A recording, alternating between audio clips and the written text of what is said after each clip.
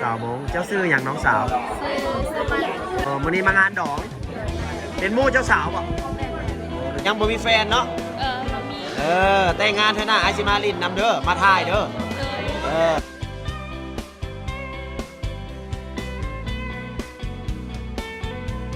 คุกเข้าขอกมาเนาะคุกจักเทื่อเฮ็ดจักเทื่อ พ่อแม่เขามีจากคนแล้วก็เข้าจะเตือน สูงกันเนาะมื้อนี้มางานดองเนาะเอาม่วนๆเด้อ เอาเฮือนแล้วไปสร้างเนื้อสร้างตัวแล้วก็สร้างครอบครัวมาแล้วสิ่งทุกอย่างนี้เป็นเงินเลยแหละ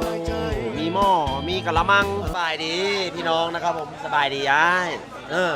มื้อนี้เฮามานะครับผมมาเที่ยวนะครับผมชนเผ่าลาวสูงนะครับหรือว่าชนเผ่ามงมื้อนี้มีงานดองครับผมเอาเสาลงหลุมบ้านอย่างเนาะนี่นะ อยู่บ้านพลแยงเมืองโพนแขนเสียงควางประเทศลาว ประเทศลาวเฮานี่นะค ลาวแม่ รับ นแล้ว บ้านพี่เมืองน้องนะครับผมตอนนี้เข้าสู่โหมดพิธีแบบใดแน่ต่อครับผม เดี๋ยวนี้จีเข้าพิธีสู้ขวัญหรือว่าพิธีดองงานดองของเจ้าพ่อเจ้าเสาแล้วข้าพเจ้าก็เป็นหมอพร โอ้เป็นหมอ เจ้าเป็นหมอพ สู ร ตรบ่ แม่นเจ้าหมอพร พอดีเลยให้ หมอ พ พ ร ร บ่ แม่นแล้ว คล้ายๆกับอีสานบ้านเฮาเนาะ แม่นแล้ว มีการผูกแขนบ่หรือว่าเฮ็ดไหน เดี๋ยวนี้มันบ่มีแล้ว เพราะว่าสู้ขวัญหรือว่าผู้แข่งนี่มื้อวานนี่แล้วมื้อวานแล้วมื้อนี้เป็นมื้อพิธี อันนี้คือมื้อเข้าหอ มื้อข้าวหอแล้วก็มื้ออันเอิ้นพี่น้องพ่อแม่พี่น้องมาแล้วพาเดียวกินข้าวหรือว่าอวยพรให้อันลูกเขยบ่เจ้าเบ้าหั่นลูกเจ้าเสาหั่น ทางอีสานทางไทยเดี๋ยวสิเปรียบเทียบพอมามื้อนี้ก็มาซอยไปกินข้าวกินน้ำแล้วก็ผูกคอต่อแขน เจ้าแม่นแล้ว นะครับผมแต่ทางลาวเนี่ยบ่ได้ผูกแขนบ่ เจ้า เมื่อวานนี้ เมื่อวานนี้ โอ้ วันนี้แล้ว ผูกแล้วคือกันครับ ครับ แต่เมื่อวานนี้ครับพี่น้องครับผมมื้อนี้สีส้มเจ้าบ่าวเจ้าสาวเข้าหอเนาะ เอาตัวแรกแล้วเขาก็กลับไปบ้านไปเย้าไปเฮือน โอ้อันนี้คือบ้านเจ้าสาวหรือเจ้าบ่าว นี่เป็นเจ้าสาว เจ้าสาว เจ้า เอา เจ้าอยู่ทางพลสวรรค์ โอ้เจ้าบ่าวอยู่ในแขวง แม่นแล้วพลส อัน วรร นี้ ค์ เป็นบ้านนอกเนาะ เจ้าบ้านนอก มาประมาณ บ่ได้ 30ลัก 31 31ลักนะครับผมผู้คนผ่านไปผ่านมานะครับผมมาเยี่ยมมาหยามนะครับผมบ่าวเดชมื้อนี้ก็มาเยี่ยมมาหยามเพิ่นนะครับผมเอารอชมนะครับผมว่าพิธีกรรมพิธีการนะครับผมชนเผ่าลาวสูงชนเผ่ามงเฮานะครับผมไอ้น้องนี่แหละครับผมเพิ่นสิเฮ็ดประกอบพิธีแบบใดเนาะ เจ้า ท่าเบิ่งเด้อ ทาบุญเดียวเด้อ ท่าผู้เดียวครับพี่น้อง วันพอดีฮอดเวลาเข้าพิธีแล้ว โอ้เข้าแล้วเนาะ เจ้าแม่นแล้ว เพิ่นสิแต่งตัวงามๆเนาะ อันประมาณชั่วโมงไป2ชั่วโมงนี่แหละแล้วพิธีแล้วเขาจะแจ้งเพราะว่ายังบอดเวลายังบอดเวลา เอาสิเลาะเบิ่งบรรยากาศท่าพี่น้องเลาะเบิ่งเอาขอบคุณขอบใจเด้อ 让老海，老海从了这个菜街下来多少几种菜的，这里就写这。 มาเบิ่งผู้สาวล้างถ้วย สบายดีดุมันเนาะดุมันเนาะสาวงามล้างถ้วย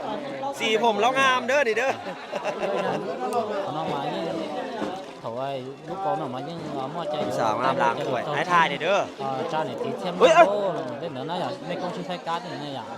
nhưng mua nó mà nhưng không phải mấy con gì mà nó nói cháu nếu chỉ để sẽ tên họ thắng qua lô tên họ biết khai lại nhung để sẽ buộc ở đó ít nhiều lại เจ้าซื้อหยังนี่ nó không buộc hay chắc hay thế hay thế chỉ hai nó ซื้อเยอะ cứ chỉ hai không là nó chỉ hai là cái liền ผู้นี้เด้นี่ผู้นี้ 这他不好，不干点家的。 นี่เด้ 班呢，也还 คนกลางนี่ซื้อวะดูมันผู้สาวมงนี่ดูมันเนาะหุ่นจักเวียกเนาะหุ่นจักเวียกหุ่นจักงาน เป็นหมู่เจ้าสาวบ่นี่เป็นเพื่อนเจ้าสาวเหรอโอ้เป็นเพื่อนเจ้าสาว อายุเท่าไหร่แล้วเจ้าสาว16เจ้าก็16เจ้าสาวแต่งตัวอยู่บ่ตอนนี้คือบ่ใส่สูทมงมาบ่ใส่ใส่สิ้นแบบนี้เนาะ 然后就去到山头。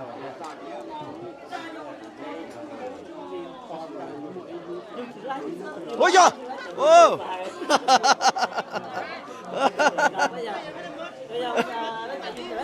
ผู้สาวเมาเบียร์บ่ ít đó sao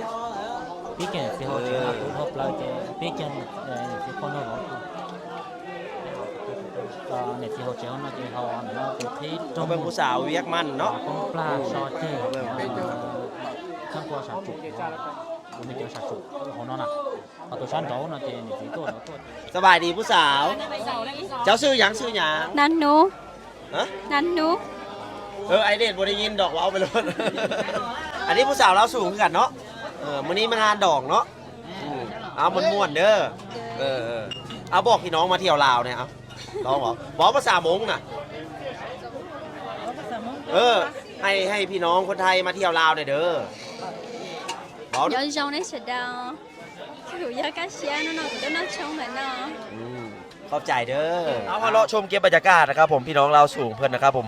ว่าเพิ่นใช้ชีวิตแบบใดนะครับผมเวลางานแต่งงานดองเนาะเพิ่นมาม่วนมาซื่นเนาะไม่เท่าเนาะครับผมนั่นดิสบายดีสุขสบายดีม่วนซื่นเนาะมื้อนี้เนาะม่วนมื้อสันวันดีเนาะไม่เท่าเนาะมื้อสันวันดี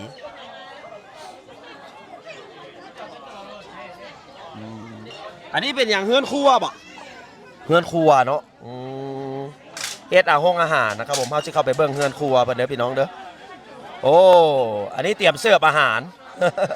เบิ่งอาหารเด้ออันนี้โอ้ต้มไข่ครับผมเฮือนครัวนี่แคบแล้วนี่คนมาหลายแคบแล้ว โอ้แม่ครัวทางในนะครับผมพูดนะโอ้เฮ็ดหยังกินเ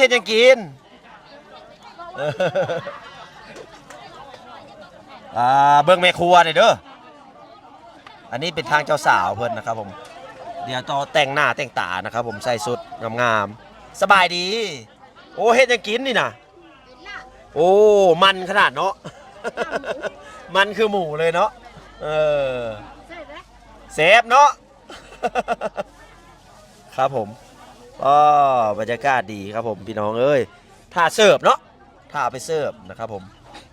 แซบบอก็ภาษามงแซบภาษามงแซบเว้าในใดภาษามงตาคือ ฮะตาคือทาคือต่อเต้าบ่ ตาคือก็ไก่เกิด ตาเกอโอ้ตาเกอได้เฮียนภาษานำเด้อพี่น้องเด้อเอาเชิญแซบเด้อมาเบิ่งโฮนครัวเพิ่นเก่าแก่นะครับพี่น้องครับผมอันนี้พวกมอสบกัดแล้วนี่นะ มันลมฟันนะครับผมผู้แซ่บผู้สาวก็มาเสิร์ฟนะครับผมแบบนี้เลยนะครับผมต้มยำทำแกงกันนะครับพี่น้องมื้อนี้นะครับผมครอบครัวนะครับผมพี่น้องเพิ่นก็มาหลายอยู่แบบอบอุ่นเลยเด้อนี่นะเนาะเต้นระวงอยู่บ่เนี่ยบ่ได้เต้นระวงบ่เต้น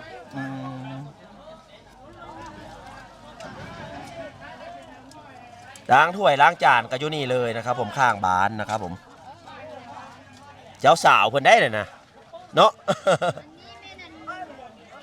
ฮะเจ้าสาวอันนี้ดิแม่บอก อันนี้เป็นแม่ แม่โอ้ยินดีที่รู้จักเด้อ เจ้า อันนี้บ่าวเดชมาทำสารคดีเด้อมาตาไทยเด้อแม่เด้อ เจ้า ครับเอามาสิเลาะชมครับผม ปลา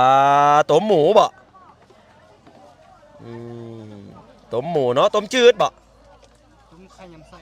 ฮะ ต้มไข่ยำไส้ ต้มไข่โอ้เนื้อควายบ่หมูโอ้หมูนั่งกินแบบนี้เลย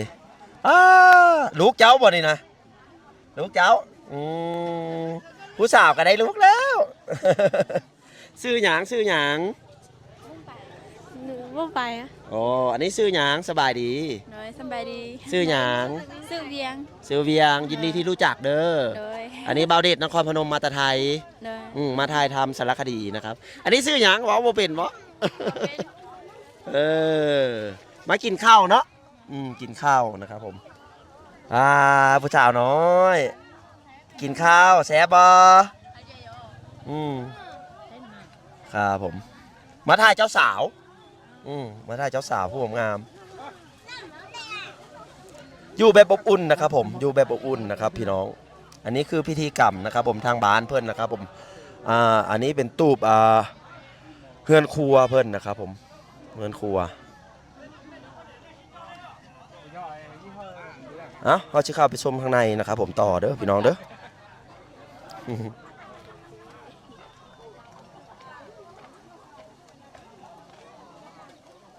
คักครับผมอากาศดีนะครับผมอันนี้เป็นแขวงเชียงขวางเด้อพี่น้องเด้อแขวงเชียงขวางเชียงขวางนี่เป็นเมืองลาวสูงนะครับผม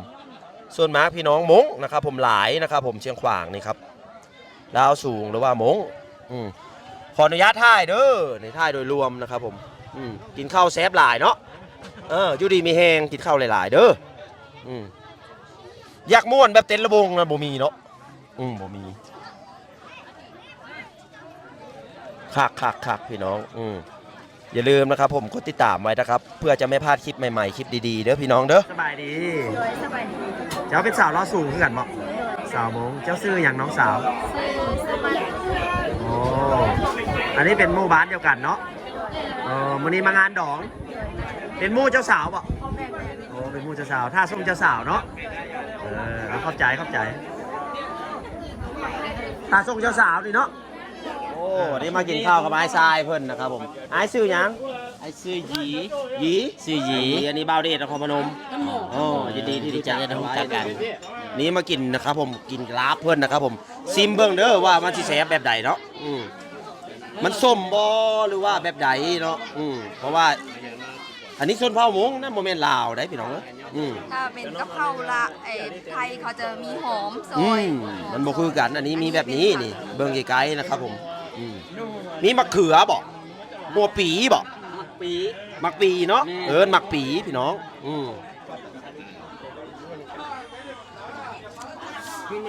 โบส้มเนาะโบส้มมันหอมปี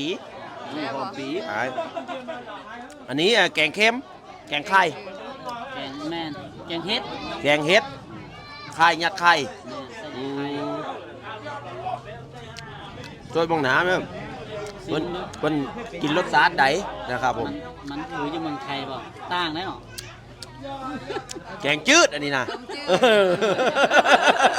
แกงจืดนี่แหละแต่ผมมีวุ้นเส้นปกตินี่ใส่อันนี้แล้วก็ใส่วุ้นเส้นใส่ใส่อย่างน้อไอเขาเอิ้น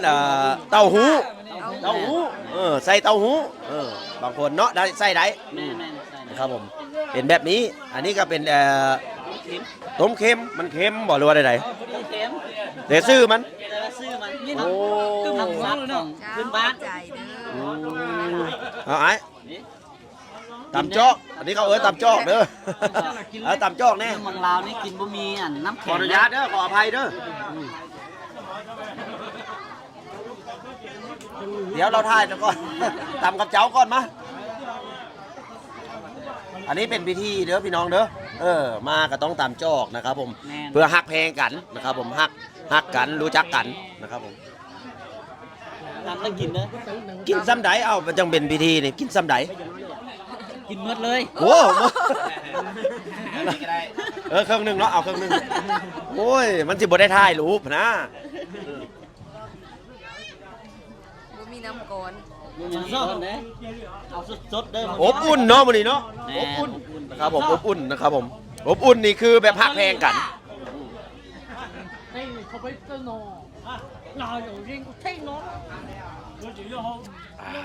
โอ้แซ่บได้น้ำเหลืองๆนี่คือแซ่บเนาะอันนี้ผู้เฒ่าผู้แก่เด้อพี่น้องเด้อเพื่อนเลี้ยงผู้เฒ่าผู้แก่ล่ะครับผมรอเฮ็ดพิธีกรรมนะครับผมทางในนะครับผมอันนี้เป็นในเฮือนเจ้าสาวเนาะ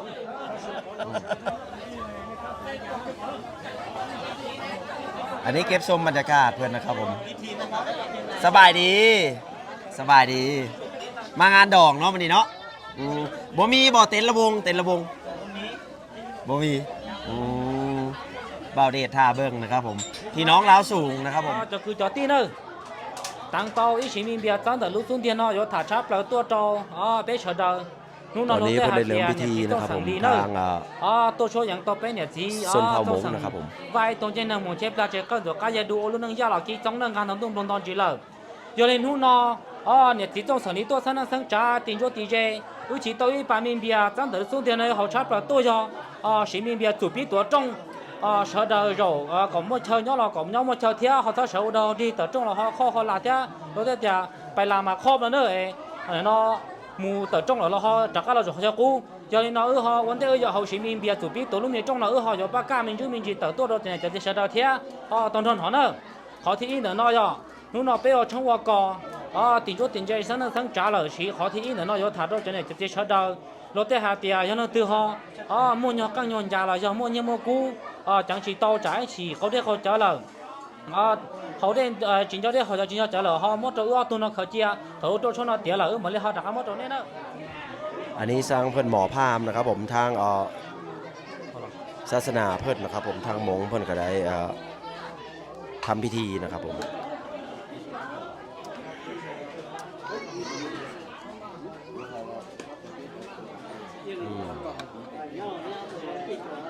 เพิ่นว่าอย่างนี้นะเพิ่นเว้าในใดแน่ นี่ป่ะ แต่ภาษาลาว เพิ่นว่ามีมือในคามมีอะไรเอาไปให้พื้นไว้จะไม่เมาเหล้ามาเบียร์แล้วจะมาประกาศให้มันให้เครื่องค่อยนี่เสียแล้วจะไปรายงานให้เพื่อนเลยเพื่อนบอกรับผิดชอบสิเนี่ยเพื่อนว่า เพิ่นเว้าเดี๋ยวนี้ประกาศแบบนี้ ประกาศแบบนี้เนี่ย โดย พักแหละ พี่น้องเพิ่นมาหลายครับผมพี่น้องชาวมงนะครับผมชนเผ่าเราสูงมาหลายนะครับผมซอยงานนะครับผมเพื่อนน้อยจนล้นพุ่นแหละพี่น้องเอ้ยพุ่นน่ะ เราจะลองถูกมาแล้วมั่วเปียกท่าไล่มิวมัน โอ้ตัวหมูหัวหมู เดี๋ยวแต่ฉันไปอ่ะไม่ลงเกติไปท่าจริงๆลงเกติลงแต่ยังหมุนอยู่กดตรงเราจะไปชิวนะที่จะละเลยเรากดตรงเราไปจะไปจิตาหมุนอยู่กดตรงก็โอ้โหอยู่กดตรงก็เราให้ราดช่องกดตรงเอาไปเฮ็ดโจ้เฉยๆเด้นะ ฮะ ที่จะอ้วนใช้ตัวแล้วจะ เอาไปล้างแล้วกลัวไว้บ่ได้ต้มบ่ แต่อ้วนเนี่ยเอาตัวเฉยตัวเนี่ยให้มีอยู่ที่นั่นเนาะ Kim đâu đây có chừngโอเคผมคนต้องให้เกียรติมีนิ้วก้อยเกียรตินั่นจนจริง นครพนม ตอนโต คนไทยครับ ไป ท่องเที่ยว อยู่ที่นี่นุ๊กไว้อีตุกหอ เนาะมาเที่ยวไหนเนาะ แต่ก็โอ้ยโดยอยู่ดีมีแห้งอยู่ ฐานเด้ออย่าพูดแทนเด้ออย่ารู้ ขอถามแน่อันนี้น้ำเป็นบ่เอ้าคนลาวสูงคือกินข้าวกับน้ำฮะมันสิคาคอโอ้แปลกเด้อพี่น้องเด้อน้ำละลาบ่โอ้ต้องมีสดข้าวเจ้าเลยต้องกินน้ำเจ้านะ โอ้ต้องมีน้ำจะกลืนบ่ลงแม่นบ่บ้านเฮาคือกลืนลง อันนี้เพิ่นเอาอีหลีนะพี่น้องเอ้ยกินข้าวนี่ต้องมีน้ำเราสูงเบื้องไว้นะครับผมเพิ่นเฮ็ดแบบนี้เนาะเพิ่นเฮ็ดแบบนี้นะครับผมน้ำเปล่าได้ขวามือนะครับผมกินข้าวกินน้ำแบบนี้เยอะต่อหน่อยนึงนอช่องเจโตช่องกาหอก็เจโตก็ลือนอจงลีกูเนี่ยกูจีมงปอดเยอะต่อต่อกูจีมงปอดเยอะต่อหน่อยนึงเกนังละโมเกจานอคล้ายๆกับสอนนะครับผมแต่เป็นร้องเพลงทั้งสองฝ่ายเจ้าบ่าวเจ้าสาวกันนะครับผมพี่น้องนี่แหละครับผมดีได้นี่ครับผมได้ชมบรรยากาศนะครับผมชนเผ่าลาวสูงเพิ่นประกอบพิธีในหาเบิ่งยากได้พี่น้องเอ้ยเจ้าสาวกับเจ้าบ่าวนะครับนี่เจ้าบ่าวเจ้าสาวchú tơ lơ ý chừng chớ cá lia lo trâu bê hồ hoa chừng chớ lo mù chùa trà nó trong địa mẹ cho lời cú nhà khu cho sáo xin mong nhớ tỏ quê nữ khu cho sáo khu cho bao đấy ยังเจอเดียวโหจีโซ นี่ครูเจ้าบ่าวนะเจ้าบ่าวอันนี้ครูเจ้าสาว ยังบ่แต่งงานเนาะนี่ร้องกับผู้สาวเลยเนาะ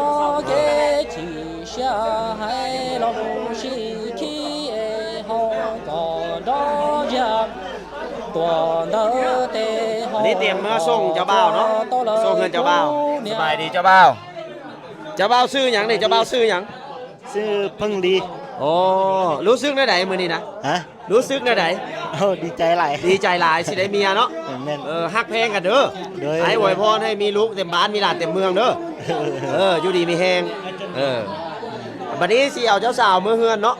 เลย โอ้ฮักเพลงกันเด้อน้องชาย เด้อ โอเคเจ้าบ่าวเพื่อนเด้อแบบนี้นะครับผมเดี๋ยวถ้าสัมภาษณ์เจ้าสาวเพื่อนนะครับผมว่าเพื่อนรู้สึกในไหนเนาะพี่น้องเนาะม่วนซื่นครับผมคนชนเผ่าลาวสูงเฮานะครับผมยิ้มแย้มอัธยาศัยดีเนาะโอ้กินเบียร์แล้วเจ้าสาวคู่เจ้าสาวเนาะนี่เนาะเดี๋ยวให้เรากินก่อนจังหวะนี่แม่แขว เขาเอิ้นว่าหยังนี่นะ แขว เอาให้เราเว้าเจ้าเป็นคู่เจ้าสาวแล้วเขาเอิ้นว่าไหนๆเอาจับไม้นี่น้องซื้อหยัง ไอเดีย ไอเดียอ๋อซื้อภาษาอังกฤษแปลว่าความคิดใช่ไหมไอเดีย ใช่ เดี๋ยวภาษามงเนาะ แม่ น้องนั่นเด้ซื้อหยังเอาไม้ให้เราด้วย ซื้อรถจี อ๋ออันนี้เป็นคู่เจ้าสาวสิไปส่งเจ้าสาวอยู่บ่ แม่ ไปอ๋อไปน้ำกัน ยังเฮียนอยู่บ่ โบเฮียนแล้ว บ่เฮียนแล้ว ยังบ่มีแฟนเนาะ เรามี แต่งงานเถอะนะไอซิมาลินนำเด้อมาถ่ายเด้อ เลย เราใส่สินงามเนาะแต่งตัวดีแต่งตัวดีพี่น้องนะครับผมถ้าเจ้าสาวเนาะเจ้าสาวบ่ได้แต่งตัวบ่ถ้าเจ้าสาวแต่งตัวคือกันเนาะเอานี่แหละประเพณีบ้านเฮา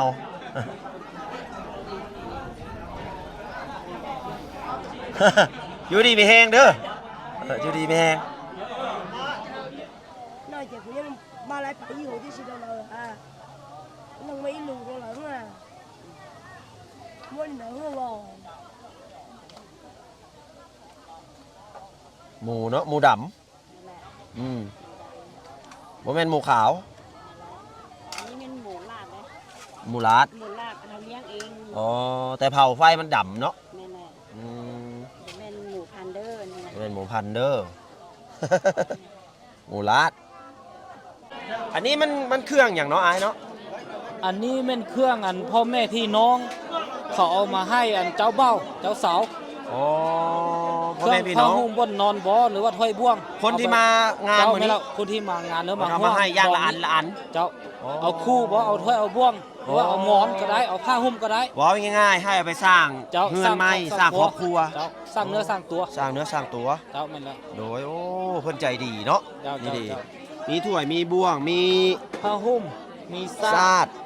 แล้วก็มีสามใหญ่ โอ้ ก็หม้ หุ่น อเจ้าเป็นทุกสิ่งทุกอย่างนี่แม่นหมดเลยแหละ โอ้มีหม้อมีกะละมังมีคุถัง เจ้าแม่นแล้ว นี่ดี สามใหญ่ มีหม้อเลย ต้องมีเนาะนี่เนาะ เจ้าเจ้า ถ้าไปเฮือนเจ้าบ่าวนี่คือไปเฮ็ดเฮือนใหม่หรือว่าไหน เจ้าเพื่อว่าเจ้าบ่าวเจ้าสาวนี่ไปฮอดเฮือนพ่อย่าหรือว่าพ่อเท่าไม่เท่าเนาะ เขาบ่เอาหรือว่าเขาจะได้เอาเฮือนแล้วไปสร้างเนื้อสร้างตัวแล้วก็สร้างครอบครัวใหม่แล้ว เฮ็ดหม้องใหม่ได้เลย เจ้า โดย บ่ท่าไปซื้อบ่ท่าไปซื้อเลย เออ แล้วไปอยู่ ซอยงานนี่ซอยเป็นเงินหรือซอยเป็นอันนี้ ข้าพเจ้าวะ แม่คนทั่วไป ทุกค นี่ นวะซอยนี่วะเขามาซอยเครื่องนี่วะ ซอยเครื่อง เขาซื้อมาเขา ซื้ ซื้ อ อ มา เจ้าเขา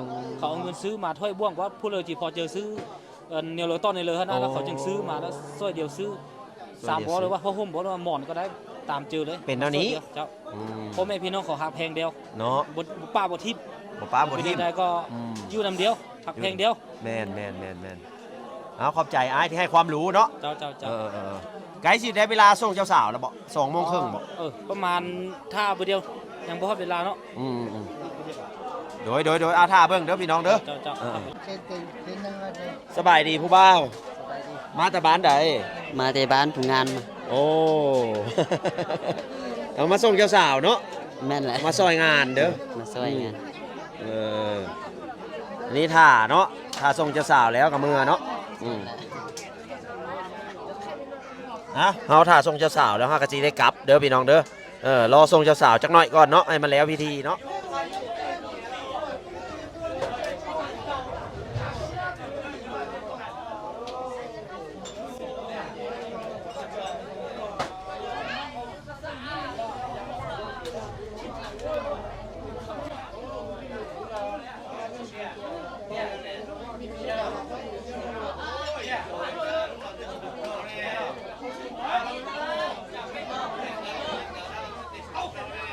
เฮ้ยประเทศยังประเทศยัง คุกเข้า พวกเข้ายัง คุกเข้าอันหินใจพ่อแม่ที่เกิดมัน ขอความเห็นใจเนาะแบบนี้แหละครับผมพี่น้องเลยคุกจักเทื่อเฮ็ดจักเทื่อ พ่อแม่เขามีจากคนแล้วก็คุกเข้าจับเทื่อ อ๋อ คุกเรื่องสองคุกเรื่องคุกเข้าคุกเรื่องเล็บสองเทื่อ อ๋อคนหนึ่ง2เทื่อหลายคนก็หลายเทื่อ ฮิตดิใจของเขาเลย เป็นฮีทเนาะนี่เนาะ ฮิต เป็นแบบนี้เด้อพี่น้องเด้อคุกเข้าขอกมาเนาะ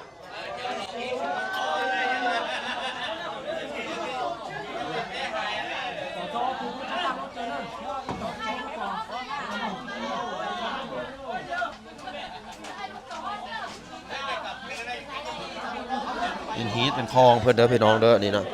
คุกเข้าให้พ่อให้แม่ให้ผู้เฒ่าผู้แก่เพื่อนนะครับผมประเพณีอันดีงามนะครับผมชนเผ่าลาวสูงนะครับผมบาสิไปเนาะบาสิมือเนาะนี่เนาะ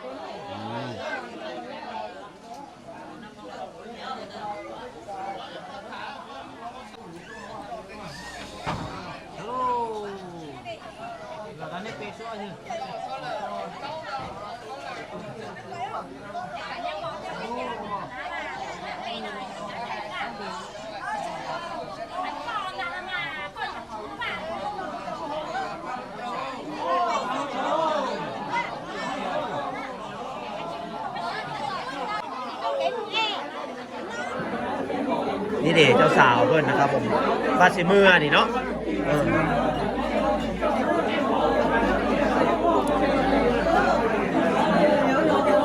อันนี้บาสิมือแล้ว เขาจะมาแล้ว อ๋อ เขาจะมาแล้วหลายแนว อันนี้ใส่สุดยังนี่ใส่สุดยังเลยเขาสุดยัง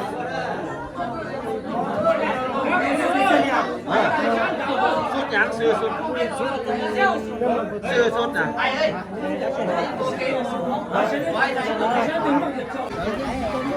เครื่องมันจะไปขึ้นรถเนาะนี่เนาะ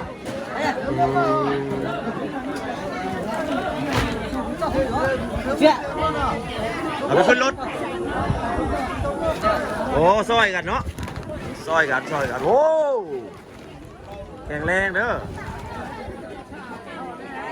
เอาไปขึ้นรถในเครื่องนะครับผมเครื่องเจ้าบ่าวเจ้าสาวออกเงินใหม่รับเจือได้เอ้ยล้มได้ เจ้าสาวเอาไปสร้างครอบครัวได้ สร้างครอบครัวใหม่ หมอของสินสร้างให้ สร้างครอบครัวใหม่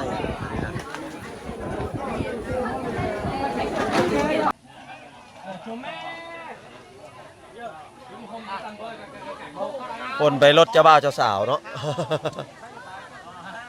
เตรียมเมื่อเลยเด้อพี่น้องเด้อพุ่นคนใช้รถไปนะครับผม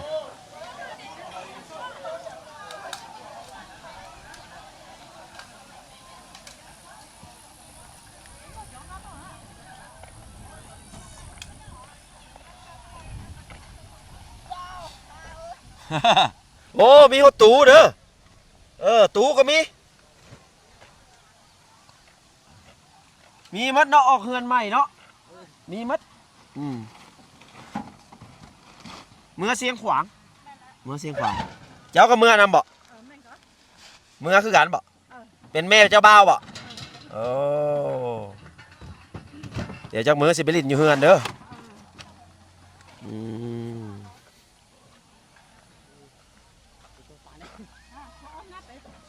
เมื่อแหละเนาะถ้ามาส่งขึ้นรถคันเดียวดิบ่โอ้เอ้าถ้าเบิ่งเจ้าบ่าวเจ้าสาวนะครับผมออกมาเนาะเพิ่นใส่ชุดงามเลยพี่น้องเอ้ย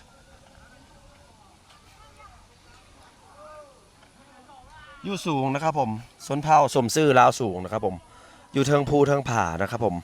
อยู่บนยอดดอยยอดเขานะครับพี่น้องปลูกหญ้าไผ่ปลูกหญ้าคาอยู่นะครับผมหลังคาเพิ่นนะครับผมมุงอยู่แบบสบายนะครับพี่น้อง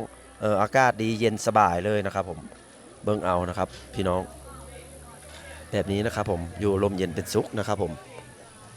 ตอนนี้เพิ่นคนเครื่องมาส่งเจ้าบ่าวเจ้าสาวเพิ่นนะครับ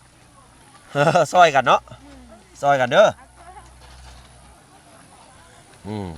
เตรียมเมื่อเป็นพ่อเจ้าบ่าวบ่เด้เจ้าเป็นพ่อลาวบ่เป็นพ่อเป็นพี่น้องเป็นน้องเคยของพ่อ โอ้น้องเคยโดยเมื่อเสียงขวางเนาะเสียงขวางจักชั่วโมงไปนี่จักชั่วโมงปลายโอ้มาคันเดียวบ่ไอ้เจ้าสาวขึ้นคันไหนเจ้าสาวคันนี้เลยสองคันหน้านี่เนาะโดยเอาติดตามชมไปต่อไปครับผมสบายดีมาท่าส่งเจ้าสาวบ่โอ้เจ้าสาวเมาแล้วทางในผมบ่ออกมาจากเทือไอ้สิไปท่าอยู่รถก่อนบ๊ายบายตอนนี้เราได้เดินทางกลับเลยเด้อพี่น้องเด้อเจ้าบ้านเจ้าสาวก็ขึ้นรถเมื่อแล้วเนาะเพื่อนจิเมื่อเสียงขวางแล้วว่าบ้านเพื่อนพูดแล้วครับพี่น้องทางเข้าลาวสูงอันนี้นะครับผมเราโมงเพื่อนต้อนรับอย่างดีครับพี่น้องต้อนรับอย่างดีเอาน้ำซ้ำป่าอาหารเครื่องดื่มพร้อมนะครับผมพี่น้องเราอย่าลืมก่อนปิดคลิปนี่อย่าลืมฝากกดติดตามกดไลค์กดแชร์นะครับผมรอลุ้นกันคลิปหน้าสิเป็นคลิปอย่างเนาะการหน้าความใหม่สุขสบายดี มาดอกบัวได้เพลงได้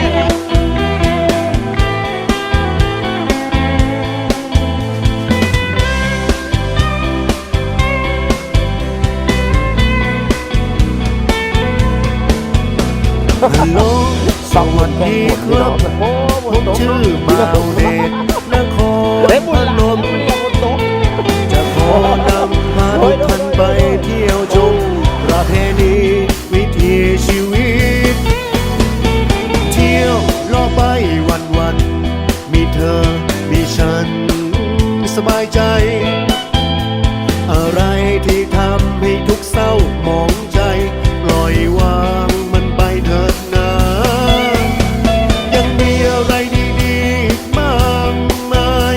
ที่น่าสนใจดินแดน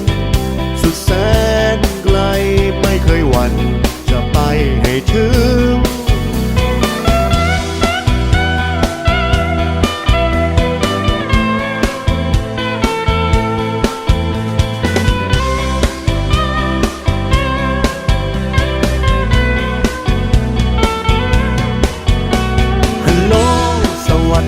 ครับ